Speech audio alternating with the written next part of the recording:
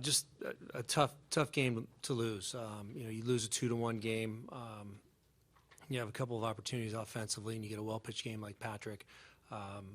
Those are tough moments. But I want to just make sure that I address how well I thought Patrick threw the ball today. He gave us 6 quality innings, kept us in the game, made pitches when he had to. Had a 3-pitch mix and kept a pretty offensive team in check. Offensively, we couldn't really get the ball rolling. We had some opportunities with men in scoring position, less than 2 outs, but we got to remember this is a tough game, and when guys are out there, pitchers are bearing down, and it's sometimes not as easy as it looks, and we just unfortunately couldn't get the job done. So you lose a 2-1 game after being shut out the night before. It's something that we're not very used to, 1 run over 18 innings, but this is a very offensive team. We will continue to be an offensive team, and I believe in us as an offensive team.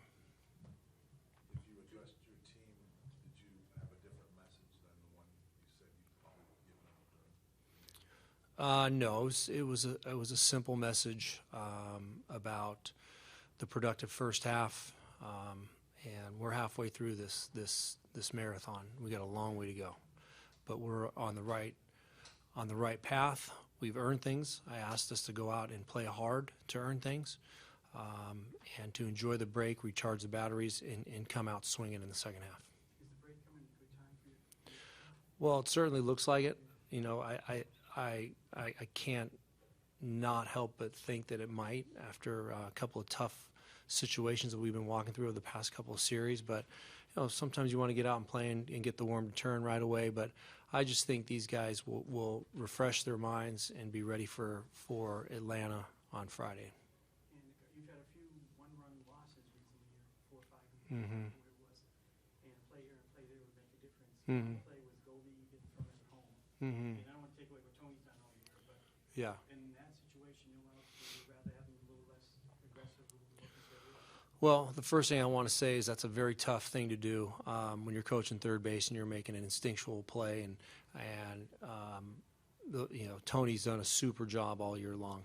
If you go ahead and reverse it and rewind it, I should say, and think it back as to what should have happened, I think we all understand it wasn't probably the right moment to try and send Goldie. But, like I said, we all make mistakes. We all have moments like that from time to time, and Tony's been outstanding all year long. AJ getting more into a groove the more games he's won, coming back. Who's that? AJ. Yeah, real nice day for AJ. He had the diving catch, a couple of really good breaks on other balls, and then he had the solo home run. It was a ball up out over the plate, and he pounded it the opposite way. So I know that it's coming together piece by piece for him. And I know this break will be a nice little refresher for him, too, because he's been grinding, trying to get back here for us. So I look for good things in the second half from AJ. Is there any kind of trend that you've seen the last 2 weeks that you want to see do better than just it's baseball and it's that stretch? Sometimes that is the right thing to say. It's just baseball, and things happen, and the season ebbs and flows in different directions all the time. It's about how we come out of moments, how we trust in one another, and how we believe in each other that's going to help us stick together through the trying times. And that's where we're at right now. We've lost a number of games over the past couple series. But would we do anything differently? I wouldn't want these guys to change one thing. I know it's been very successful. Very successful all season long. The recipe has been pretty good for us. So at times, I think these players spoil us because they make the game look easy and they go out and execute. And when they don't, it's just sometimes it's alarming. So I would say to them, just keep doing what you're doing, build innings, and know that things are going to fall in the right place very soon. Still 53 wins is a franchise record heading into the All-Star break. Mm-hmm. Obviously, kind of a bittersweet moment. Yeah, and I think we all feel that.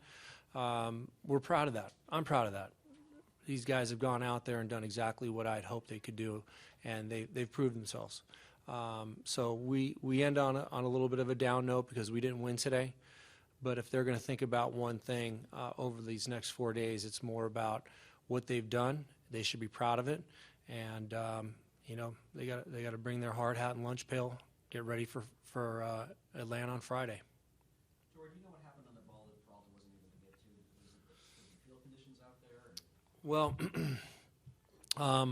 it just looked like he might have spun out, just spun his wheels. So I do know one thing, that this grounds crew works extremely hard day and night to make this field as good as it possibly can. We're obviously challenged with some conditions from time to time, as we all can understand. But I don't know what happened to him at that moment.